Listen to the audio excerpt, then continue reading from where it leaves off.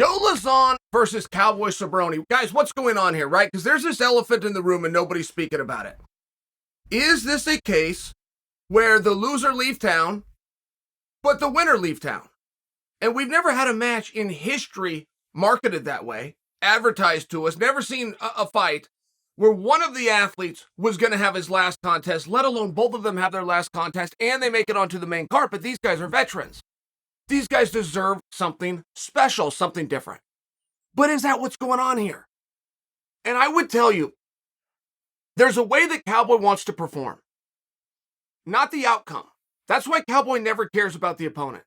Cowboy is not a bully, and he's not thinking about the opponent, and that's not just because of an inner confidence within himself. Cowboy is only focused on Cowboy when he goes out there, and if he performs the way that he knows that he can, he's happy with the result. Now, I bring that to you because the pain in the ass that everybody faces when they take on Joe Lauzon is you're taking a pressure cooker. You're taking one of the most high-octane situations that you could possibly do, agreeing to a specific time, half naked in front of the world, to fight another trained killer and live with the result, of which you have a 50% guarantee it's not going to be you. The problem with thinking that somebody's going to choke on that pressure when you're dealing with Joe Lauzon, that's where most of Joe's big wins come from. Joe's out there so relaxed and not caught up in the moment that whatever happens in the first 30 seconds or even the first 3 minutes that would generally frustrate an athlete and dictate the rest of the contest has nothing to do with what Joe's going to do in rounds 2 and 3, sometimes in rounds 4 and 5. He's very calm. He's a calm guy. How do you get him worked up? And when I talk about this being somebody's last fight, that is significant. I would take no pride in that. But I would, as the viewer, like to know, in all fairness, if these guys already have a deal, whether it's with themselves, with their team, with their parents, or moreover with the organization, that, hey, this is going to be one last run. Soak in every minute. Soak in all of those cheers.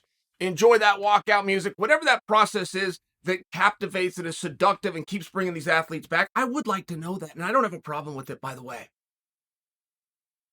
I don't always love the stigma within our sport that if you won your last one, you're guaranteed another one. There is a truth for the young guy who's putting everything on hold, who's taking huge risk, and who signs with an organization. That if I go take a much higher ranked guy, a match that people don't think I can win, if I go and do that, do I still have a job tomorrow? Like, I do understand that, but we're having a completely different conversation where we're talking about veterans that have walked out there in the double digits, that's careers go back as long and meaningful as, in this specific case, Lauzon and Cowboy. Like, I don't hate the idea that even with a win, we are not going to give you another match. Even with a loss, we are not going to give you another match. I don't hate that. I see something within it, actually, from a marketing standpoint, that I think that the audience could get behind. I mean, I'll give you a fight. It's happening. One half of it's happening on this very same card. But Shogun. Shogun is the last of Pride. Nobody else that competed in the Pride organization at a meaningful level is still competing today in one of the major promotions. It's just Shogun. There's a lot on that. There's a lot on that for a certain sect of our market, but I'll submit for you as a Team Quest member that we, Team Quest, also have one guy. We've only got one guy left. That's Ed Herman. And anything that happens between Ed Herman and Shogun, I feel those two, as their c'est la vie, as their I'm out. Winning, thank you all. Losing, thank you all and goodbye. I feel as though we should get Shogun and Ed Herman in there for that same type of match, if that's in fact what we're doing. And that's why I discuss it as the elephant in the room. Nobody's actually said these words. I think that we do have enough information, though, to derive that that is the case and that is true. But that's not a feel-bad moment, at least not in this case. A lot of times it would be. The end of the career or death of somebody's career that we've come along the journey with, let alone their personal livelihood. It's very sad, but it's different in this case. These guys have done enough. Remember Cowboy and Joe Lauzon. They have done enough. They have our respect. They have our appreciation. This is the fight to make. It doesn't reflect rankings. It's not going to reflect title hopes. So why are we doing it? And I think I've uncovered it. And I don't think that's bad.